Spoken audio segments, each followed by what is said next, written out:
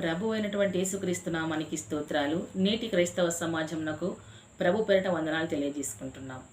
Social మీడియాలో ఏం జరుగుతుంది, క్రైస్తత్వం గురించి ఏం వినబడుతుంది, ప్రజలకు సమాజంకు క్రైస్తత్వం ఏం అందిస్తుంది? ప్రవీణ్ పగడాల గారి మరణం తర్వాత క్రైస్తవులందరూ ఏకభావం కలిగి ఐక్యత కలిగి క్రైస్తవులందరము ఐక్యత కలిగి ఉండాలి, ఏకభావం కలిగి ఉండాలి.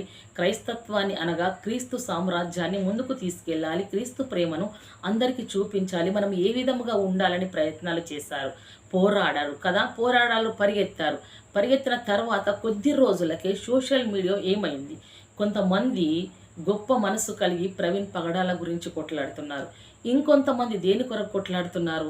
మొన్నటికి మొన్న చూసినట్లయితే జాన్ పాల్ గారు, అభినయ్ దర్శన్ గారు, వారిరువురు లైవ్లో ఒకరంటే ఒకరు పోటాపోటీగా తిట్టుకుంటుంటే, మీకు సార్ మీరు మంచి ప్రసంగికులు, స్పీకర్స్, మీరు స్పీకర్స్ అయ్యుండి ప్రసంగికులై ఉండి మీరు ఆ విధంగా లైవ్లో తిట్టుకుంటుంటే నేటి యువతరానికి మీరు ఏమందిస్తున్నారు?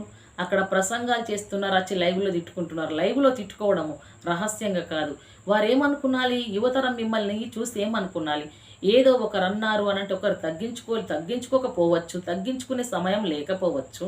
అయినను సరే మీరు మాట్లాడడానికి వేరే స్థలం దొరకలేదు, మీకు సమావేశం అవ్వడానికి లైవ్ మాత్రమే దొరికిందా? మీకు ఆలోచించండి. మీరు చాలా పెద్దవారు, మీరు పెద్దవారైనను, మా ఛానల్ చిన్నదైనను, మా పరిచర్య చిన్నదైనను, మీకంటే జ్ఞానం మాకు లేకపోయినను దానిని నేను నిజంగా ఖండిస్తున్నాను సార్. సమాజంకు అందించవలసింది, క్రైస్తవ నేటి యువతరానికి అందించవలసింది దేవుడి సత్యాన్ని, మీరు చేసే త్యాగాన్ని, మీరు పరిగెత్తే బలాన్ని బిడ్డలందరూ చూసి పరిగెత్తాలి కదా. మరి అదేవిధంగా క్రైస్తవ విశ్వాసులు, సేవకులు అందరూ ఒక దగ్గర సమావేశమై ఇది ఇంతటితో ఆపేద్దామని మాట్లాడుకున్న తర్వాత ఆ అందరి దైవజనులకు తెలియకుండానే ఎవరు అభినయ్ దర్శన్ గారు కరుణాకర్ సుగ్నాతో వారు డైరెక్ట్గా మీట్ అవున అంటే లైవ్లో మీట్ అయి మాట్లాడిన దాన్ని బట్టి ఇక్కడ అని జాన్సన్ గారు లైవ్ పెట్టేసి నీకెవరిచ్చారమ్మా, మేమైతే మాట్లాడుకున్నాం, మాట్లాడింది నిజమే, కానీ నిర్ణయం తీసుకోలేము కదా, ఎవరిచ్చారని అన్నారు. అంటే ఒకరికి తెలకుండా ఒకరు హెచ్చించుకుంటున్నారు, ఒకరు తెలకుండా ఒకరు నిర్ణయాలు తీసుకుంటున్నారు. అంటే క్రైస్తవ సమాజంలో ఎవరికి వారే గొప్ప అని అనుకొని ఎవరికి తోచినట్లు వారు ఎవరికి సమాజం కనుక ప్రపంచానికి చేసేటట్లు లైవ్లో మాట్లాడుతున్నారు. లైవ్ అంటే సోషల్ మీడియా అంటే ఏంటి మీకు తెలియదా అండి? సోషల్ మీడియా అంటే ఒక సముద్రం అని మీకు తెలుసు, మాకు తెలియకపోవచ్చు, మేము విలేజెస్ కావచ్చు, కానీ మీకు తెలుసు కదా. తెలిసిన తర్వాత మీరు ఎవరిని బయట పెట్టారు ఆలోచించండి. నిన్న రాజ్బోడ గారు ఏమి విడుదల చేశారు ఆయన అంటే బ్లెస్సీ వెస్లీ గారు. వారు ఏం చేశారు? బ్లెస్సీ వెస్లీ గారు వారు ప్రవీణ్ బ్రదర్ గారు ఎక్కడికి వెళ్ళారు? ప్రవీణ్ బ్రదర్ గారు చనిపోయారు అనగానే వారు గవర్నమెంట్ హాస్పిటల్కి వెళ్ళి అక్కడ అందరితో ఫోన్లలో మాట్లాడి డాక్టర్స్తో విచారణ చేశారు. విచారణ కాదు, పోలీస్ డిపార్ట్మెంట్తో జాన్ వెస్లీ గారు లైవ్లోనే మాట్లాడడం మనం అందరం విన్నాం. ఇది ఎలా జరిగింది సార్, ఇది యాక్సిడెంట్ కాదు సార్ అని సార్ మాట్లాడారు, అందరం విన్నాం సార్. రాజ్బోడ గారు మీరు గమనించారు. అందరం విన్న తర్వాత మీరు ఇన్ని రోజులకు మీరు ఈ విధంగా ఎవరి మీద అంటున్నారు సార్? మీరు ప్రవీణ్ బ్రదర్ గారికి సొంత అనుచరులు, బంధువులే, వారే చెప్పారు. ఎవరు? బ్లెస్సీ గారు 10 లక్షల రూపాయలు తీసుకొని ఈ విధంగా మాట్లాడి రాంగ్ రిపోర్ట్ అని మీరు మాట్లాడారు సార్. మరొక్కసారి మీరు జ్ఞాపకం చేసుకోండి. ఒక స్త్రీ, ఆ అమ్మాయి పెళ్ళైన నాటి నుండి దేవుని పరిచర్యలో, దేవుడి సేవలో ఎరగకుండా ఆమె పరిగెత్తుతూనే ఉంది. ఆమె బిడ్డలు చిన్నగా ఉన్నప్పటి నుంచి పరిగెత్తుతూనే ఉంది. ఆమె ఎక్కడ ఆగలేదు. వారి పరిచర్య, వారి కుటుంబము దేవుని కుటుంబంగా సమాజంను చూసి వారు ప్రజలకు ఆశీర్వాదకరంగానే ఉన్నారు, ప్రజలు నడిపించే విధంగానే ఉన్నారు. కానీ మీరు అన్నమాట జ్ఞాపకం చేసుకోండి. ఒకవేళ మీకెవరన్నా ఇన్ఫార్మ్ చేసినప్పుడు మీరేం ఆలోచించాలి సార్? మీరేం ఆలోచించాలి? సాతానుగాడు పెట్టే కుయుక్తు నుండి మనం ఎలా తప్పింపబడాలి, ఇది నిజమా కాదా, ఇది ఎవరి గురించి అని మనం ఆలోచించాలి. ఆలోచించినప్పుడు మీరందరు పెద్దవారు, ఫోన్ నెంబర్స్ ఒకరి దగ్గర ఉంటాయి. అప్పుడు మీరు ఒక దగ్గర సమావేశమై మరి మేడం గురించి ఈ విధంగా వినబడుతుంది వెస్లీ గారు అని మీరు మాట్లాడేది ఉండే సార్. మీరు డైరెక్ట్ తీసుకొచ్చి సోషల్ మీడియాలో అప్లోడ్ చేసేసరికి, మీరు మాట్లాడేసరికి సమాజంకి ఏమైంది సార్? క్రైస్తవ సమాజం ఒకటే లేదు, లోకంలో అనేకమైన రకాల సమాజం ఉంది. ఈ లోకము లోకాధికారి అయిన సాతానుడి చేతిలో ఉంది. ఎవరి గురించి ఎక్కడ సమయం దొరుకుతుందా, ఏ విధంగా మొత్తాలని అపవాది చూస్తున్నాడు. ఒక్కసారి మన కుటుంబంలో ఉన్న స్త్రీకి అదే మాట ఎవరన్నంటే మీరు ఊరుకు మీ కుటుంబంలో ఉన్న స్త్రీని ఎవరనంటే మీరు ఊరుకునేవారా? నా కుటుంబంలో ఉన్న స్త్రీని అంటే నేను ఊరుకునేదాన్నా? మరి ఆ అమ్మాయి కూడా పరాయి కుటుంబం స్త్రీయే కదా. అలా మాట్లాడుతున్నప్పుడు ఒక్కసారిగా సార్ అన్నారు, వెస్లీ గారు ఏమన్నారు, ఒక హత్య విషయంలో ఆమెనేమన్నంటే ఎవరికైనా ఉంటుంది, చిన్న నింద కాదు. ఇంతకుముందు ఆమె కరగుండు చేశారు, వాటన్నిటిని వారు పట్టించుకోలేరు. ఇది పెద్దది కాబట్టి పట్టించుకున్నారు. పెద్ద దాంట్లో అంటే దైవజనుడు, దేవుడి చేతిలో బహుబాలంగా వాడబడిన ప్రవీణ్ గారి మీద నుంచి వచ్చిన నిందను బట్టి వారు సహించలేకపోయారు. దయచేసి మనమందరము ఒకటే. ఇక నుంచి లైవ్లో తిట్టుకోవడం ఆపేయండి. ఒకరికి నచ్చనిది ఒకరికి కనబడ్డట్లయితే ఒక ప్లేస్లో సమావేశం అవ్వండి.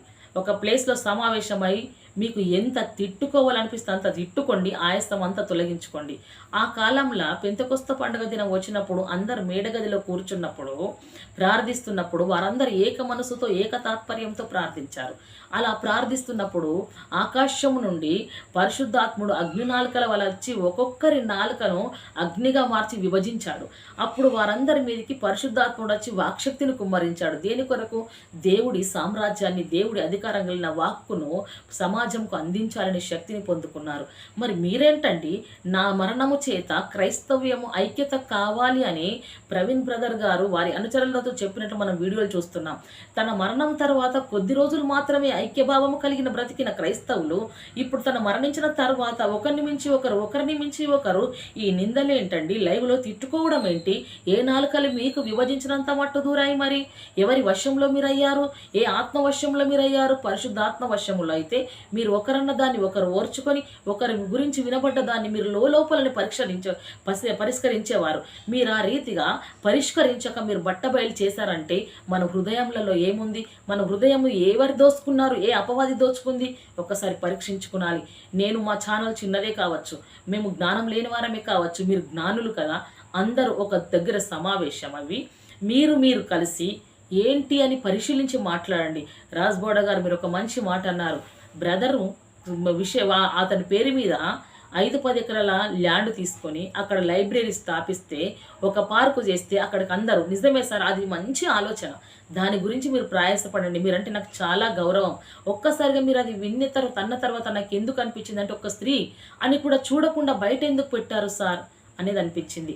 ఈరోజు VBSలో సిస్టర్ గారు ఆమె ముఖం ఎలా తగ్గిపోయిందో చూసారా? అంత పెద్ద నింద ఎవరు భరిస్తారండి? ఒక్కసారి మనల్ని మనం అందరం జ్ఞాపకం చేసుకొని మనం తిట్టుకుంటే శత్రువుకు సమయం, శత్రువు అంటే సాతానుడికి సమయం దొరుకుతుంది. మనల్ని చూసి కాదు అని పగ పెంచుకుంటున్న వారికి ఇంక అవకాశం ఇచ్చిన వారం అవుతున్నాం. కాబట్టి మనం అందరూ కలిసి క్రైస్తత్వమును ఏ రీతిగా ముందుకు తీసుకెళ్తాం. 13వ తారీఖు నాడు మనందరికీ ఒక కోర్టులో మంచి తీర్పు రావాలని కోరుకుందాం. దాని విషయంలో ముందు వెళ్ళటకు ప్రయత్నం చేద్దాం. కాబట్టి మాలాంటి చిన్నవారికైనాను నేటి యువతరానికి మీరందరూ నిలబడవలసిన వారు, మీరందరూ చెప్పవలసిన వారు. ఎవరు అంటే జాన్పాల్ గారు కానీ, అభినయ్ దర్శన్ కానీ, మీరందరూ చెప్పవలసిన వారు రేపు అక్కడ బోధిస్తున్నారు, మళ్ళీ తెల్లవారు లైవ్లో తిట్టుకుంటున్నారు. మీ సంఘాలకు వచ్చిన వారు, మీ మెసేజ్లు లైవ్లో విన్న బిడ్డలు, యూట్యూబ్లో విన్నవారు ఏమనుకునాలి? అక్కడ మెసేజ్ ఇస్తున్నారు, ఇక్కడ వీరే తన్నుకుంటున్నారు అనుకుంటారు. అంటే క్రైస్తత్వంకు వాల్యూ లేకుండా అయిపోతుంది. వాల్యూ లేకుండా చేస్తున్నది ఎవరు? క్రైస్తవులే. క్రైస్తత్వానికి వాల్యూ లేకుండా చేస్తున్నది క్రైస్తవులే. మరి అట్టి స్థితిలోకి మనం దుస్థితిలోకి ఎందుకు వెళ్ళాలి? ఎందుకు వెళ్ళవలసి వచ్చింది? మన దగ్గర ఓర్పు లేదు, ఒకరంటే ఒకరు సహించే శక్తి లేదు, ఒకరంటే ఒకరు ప్రేమానుభావం పూర్తిగా లేదు. కాబట్టి ఇది జరిగింది. ప్రేమానురాగాల గురించి బోధించే మనము ప్రేమను కలిగి లేక ఒకరంటే ఒకరు పడక ఇన్ని తిడుతుంటే ఎవరు సార్? క్రైస్తత్వంలోకి వచ్చేది ఎవరు? వారే తన్నుకుంటారంటున్నారు, వారే తిట్టుకుంటున్నారు అంటున్నారు. మన లైవులు ఒకరిని గురించి ఒకరిని చూసి పార్వతి గారైతే పక్క నవ్వుతున్నారు. ఒకసారి ఆలోచించండి, ఒకసారి మనల్ని మనం జ్ఞాపకం చేసుకునాలి. నేను అంటున్నాను, నేనన్న మాటలు మీకు నొప్పియచ్చు. నేను మీకంటెక్క పరిశుద్ధులని కాకపోవచ్చు, మీకంటెక్క జ్ఞానం నాకు లేకపోవచ్చు, కానీ నేను కలిసి ఉండడం కోరుకుంటున్నాను, ఐక్యత కలిగి ఉండడం కోరుకుంటున్నాను. క్రీస్తు సామ్రాజ్యాన్ని భూమి మీద కట్టాలంటే మనం అందరం ఓర్చుకునాలని కోరుకుంటున్నాను. ప్రేమ మాత్రమే కోరుకుంటున్నాను. సార్ మీరందరూ నాకు ఎవరో తెలియదు, కానీ లైవ్లో వింటున్న దాన్ని బట్టి నాకు ఆయాసంతో నేను మాట్లాడుతున్నాను. మీకు ఒకవేళ ఇది తప్పు అనిపిస్తే మీరేమన్నా చేసుకోండి, కానీ ఐక్యత కలిగి ఉండాలని మాత్రం నేను కోరుకుంటున్నాను. దయచేసి ఈ మాటలు క్రైస్తవులందరూ వినవలసిందిగా కోరుకుంటున్నాను. ఆమేన్. Praise the lord.